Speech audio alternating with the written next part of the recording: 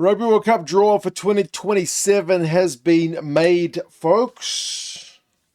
From a Kiwi point of view, there's a very high chance of an All Blacks against South Africa quarterfinal here, which I will get to in a second, but we'll go through the pools pretty quick. You guys can let us know your thoughts on which pool looks the toughest, potential matchups that you find interesting. And then I'm going to go to bed because she's a bit of a late one. Pool A, New Zealand, Australia, Chile, and Hong Kong. I remember Australia were already set for Pool A as the hosts, but a second banned side. So they drew the All Blacks, so we got a bit of Anzac rivalry. You can bet a whole heap of Kiwis will be going over for that one because it is in Australia's neck of the woods and it's not that far for us Kiwis to travel. Plus, there's a lot of Kiwis living in Australia, so that one should be pretty tasty. If there is a time for the Aussies to beat the All Blacks, it is in Australia. So I wouldn't say that's a sure thing, but All Blacks obviously are going to be the favourites to top Pool A, but the host factor can't be ignored. Chile play exciting rugby, Hong Kong first World Cup, but will still be pretty massive underdogs for their pools. Pool B, I do like the look of one particular matchup, but it doesn't involve the Box. Box are the top seed. I can't see anybody of these three teams, Italy, Georgia, or Romania, knocking off the Box. Don't see it happening. But Italy and Georgia is always a tasty one. Georgia only just dropped down to this third banding in the last week of the November tests.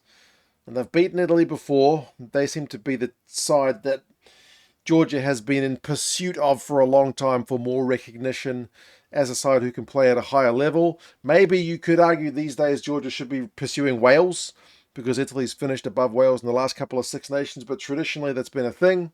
And, Romania is not a bad side either, although they don't usually beat the Georgians. So Romania will be the least favourite of those, but honestly, Box should go through pretty well unscathed. One would imagine, having had three decent enough games from there. Pool C, Argentina and Fiji is going to be an absolute cracker. I feel like of all the banned two teams, Fiji getting the win over Argentina seems the least unlikely, the most likely. Like, Fiji's a bloody good team, especially when they get all their players available.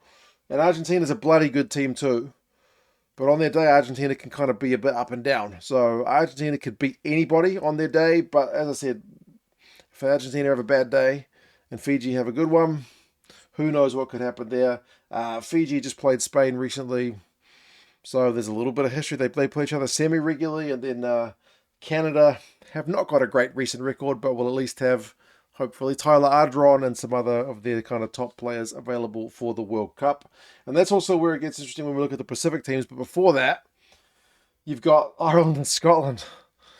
Scotland. You probably didn't want Ireland. They're the one team you've got a genuinely, like of the teams you play regularly, you've got a genuinely quite bad record against the Irish.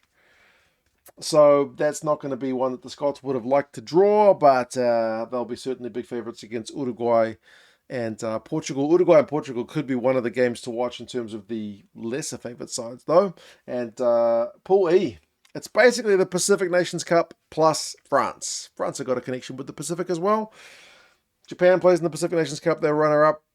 USA plays in the Pacific Nations Cup, and Samoa, with the bottom-ranked team in the Pacific Nations Cup, scraped through to this World Cup by drawing with Belgium in that repechage. But, as I mentioned, with them and Tonga in particular, the players they have available for the Pacific Nations Cup are not going to be necessarily the same players they have available for the World Cup. There will be guys who are free and available and make themselves available for Samoa in particular, but also Tonga, to go to a World Cup. So they will probably be the strongest of the kind of bottom seeded sides, Samoa. So that could be quite an interesting pool to see who finishes runner-up and what the kind of positioning is of the best kind of third place team in Pool E. France will obviously still be big favourites for that pool. And then England in Pool F have got Wales, so an England-Wales matchup, which in 2025 was pretty lopsided, but World Cup's not tomorrow. We've still got a bit of time to pass between then and 2027, so England's going to be massive favourites. As I said, Tonga will have a bolstered side, and Zimbabwe, they're going to be underdogs in every game they play, but we haven't seen them at a World Cup for ages. So good on Zimbabwe for getting there. Looking further on into the World Cup based on these pools, it's hard to predict because we are still a decent enough time away from the World Cup, but it's very, very likely if these guys both win their pools and win their round of 16 matches, All Blacks, Springboks quarterfinal. That sucks. I would rather see these teams playing further down the road. Personally, you could also see potentially a Fijian and French quarterfinal. I think Fiji would have to get maybe by Wales, depending on how the draw goes, and France potentially against Scotland. So, yeah, still can't count any chickens. The games have still got to be played yet. You could potentially see host Australia taking on England if things go according to the script. If England was to get past the likes of maybe Italy, if Australia was to maybe go past Japan, that could happen. And then potentially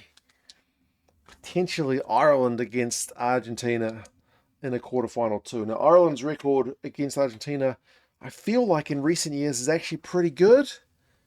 But Ireland-Argentina Rugby World Cup, that's something with a bit of spice in it for sure. So that is the World Cup draw. I'm going to go to bed and I guess be thinking about a potential All Blacks Springboks quarterfinal, which is not ideal. Also, I need to say, I'll be thinking about my dad as well. Today was his funeral, so all the family and friends gathered to wish him one last goodbye. So on the day of the World Cup draw, my dad said goodbye to this world. So cheers, Gaza. Love you. And yeah, thank you guys for being here. Thank you for the kind messages you have sent through in recent times. It really has helped me get through a pretty tough time. But yeah, that's the World Cup draw on the same day as my dad's funeral. Thank you guys for being here. As I said, take care, and I will talk to you guys again soon. See you later.